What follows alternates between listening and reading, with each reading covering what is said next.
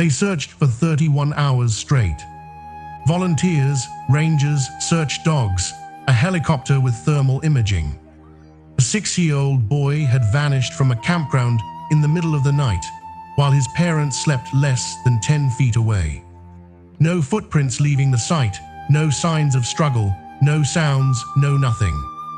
And then 12 miles into the wilderness, 12 miles through dense forest, across a creek, over a ridge that adult hikers find challenging in daylight, they found him. Alive, physically unharmed, but completely, utterly silent. He wouldn't speak for 3 days. And when he finally did, what he said made the lead investigator request a transfer out of that district.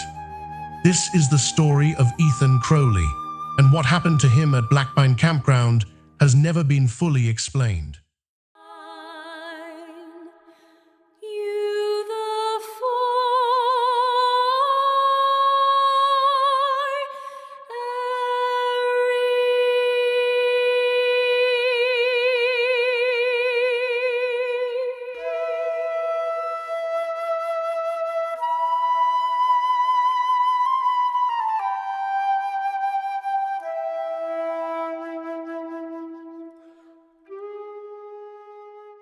It was the last week of August. The Crowley family, David, his wife Karen, their 9-year-old daughter Lily, and 6-year-old Ethan, arrived at Blackpine Campground in the Cascade range of Washington state on a Friday afternoon. This wasn't their first camping trip. David had been bringing the family out here for years. He knew the campground, he knew the trails. He was not, by any measure, a careless father. They set up their tent, a large 6-person dome tent, plenty of room for the 4 of them. David zipped the entrance closed before they went to sleep. He remembers doing it. He is certain of it. The campground was moderately busy that weekend. About 11 other families were spread across the sites. Campfires burned. Kids laughed. It was a normal, pleasant Friday night in late summer. By 10 p.m., the Crowley family was asleep. Karen later told investigators that she and David were light sleepers. They always had been. Ethan was a child who sometimes had nightmares, and over the years, they'd trained themselves to wake at the smallest sound from either of their kids. That night, they heard nothing.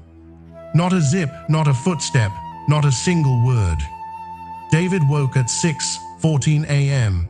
He checked his watch immediately, a habit, and reached over to wake Ethan for a morning bathroom trip. Ethan's sleeping bag was empty, and it was cold. David's first thought was that Ethan had gone to use the campground bathroom, a small concrete block building about 40 yards from their site. He wasn't there. He checked every neighboring campsite. He knocked on tent flaps. He called Ethan's name until his voice cracked. Within 20 minutes, the campground host had called 911. Within an hour, Chelan County Search and Rescue had mobilized. Now here is where the story stops making sense. The campground had one main road in and out. It was a dirt lane, and it had rained 2 days before. The ground was soft. Tire tracks, boot prints, dog paw prints, everything left a mark. The search dogs picked up Ethan's scent at the tent. They followed it 6 steps to the edge of the campsite, and then nothing. The scent simply stopped. The handlers tried again and again. The dogs circled the area, confused, tails lowered. No prints in the soft earth outside the campsite perimeter. No scent trail leading anywhere. It was as if Ethan Crowley had been lifted off the ground. Search teams combed the campground and immediate surrounding forest all of Saturday. Nothing. Saturday night, thermal imaging helicopters swept the ridgeline. Nothing. Karen Crowley sat in the campground host's cabin, hands around a mug of coffee that had gone cold hours ago, staring at the door. David walked the perimeter of the search zone over and over, alone, whispering his son's name.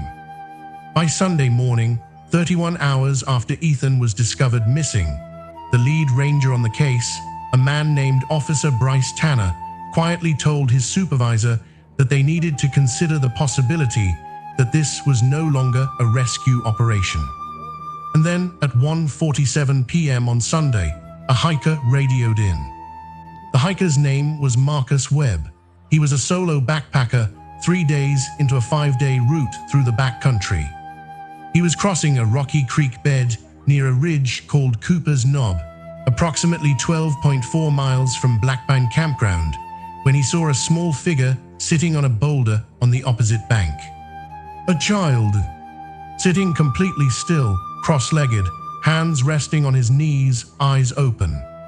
Marcus later said his first thought was that the boy looked like he was meditating, like he had been placed there and told to wait.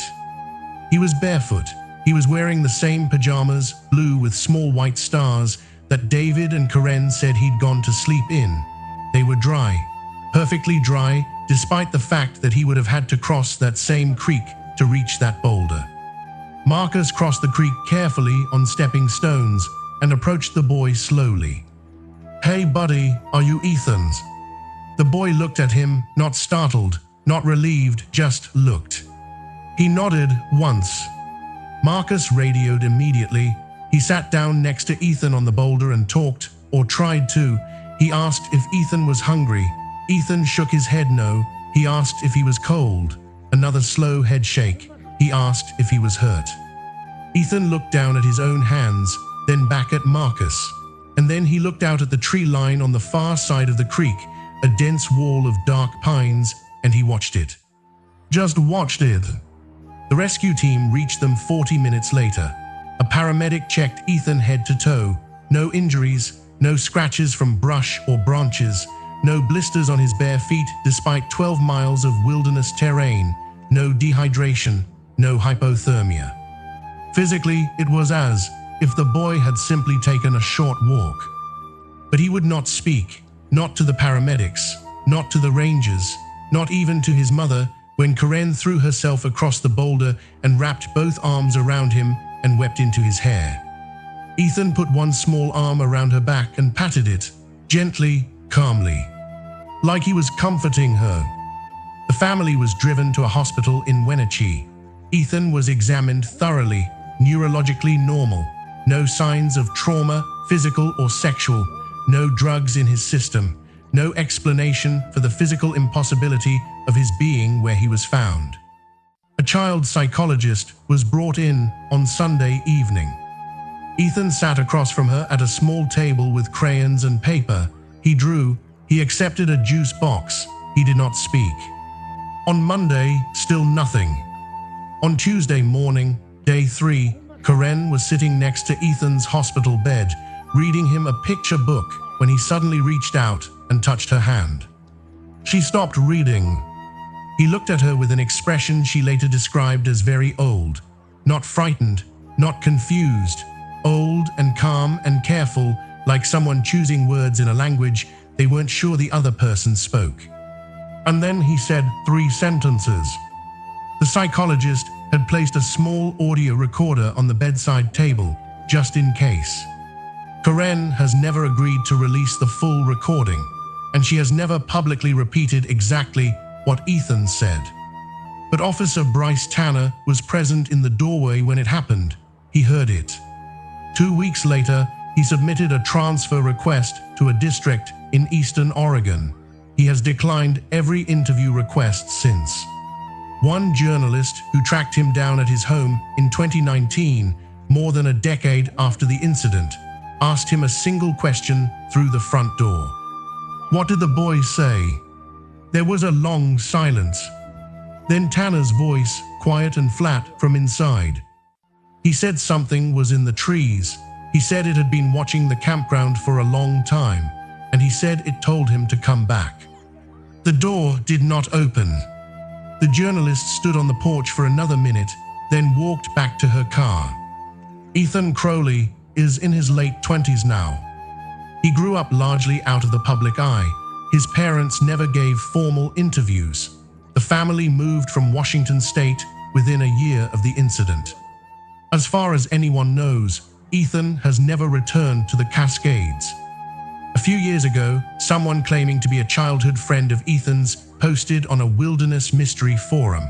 They wrote that Ethan was fine, that he was living a normal life, had a normal job, normal friends.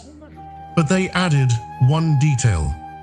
They said that Ethan didn't camp, had never camped, not once since that summer, and that if a conversation ever turned toward forests or the dark or the sound of wind through trees, he would go very quiet and look out the nearest window, like he was checking something. Long pause, sound of wind through pine trees returns. I don't know what was in those trees. Maybe nothing was. Maybe a frightened 6-year-old wandered farther than anyone thought possible, and the mind, under enough stress, in enough fear, does things we don't understand. Maybe the silence was shock. Maybe what he said to his mother was the half-dream of a small, exhausted child. Maybe. But Officer Tanner moved 2 states away. And the search dogs, trained dogs, experienced dogs, stopped dead at the edge of that campsite and refused to go further. And Ethan Crowley was dry, after crossing a creek, in the middle of the night, 12 miles from where he fell asleep. Music fades to silence. Sleep well tonight. And if you're camping this weekend, zip your tent.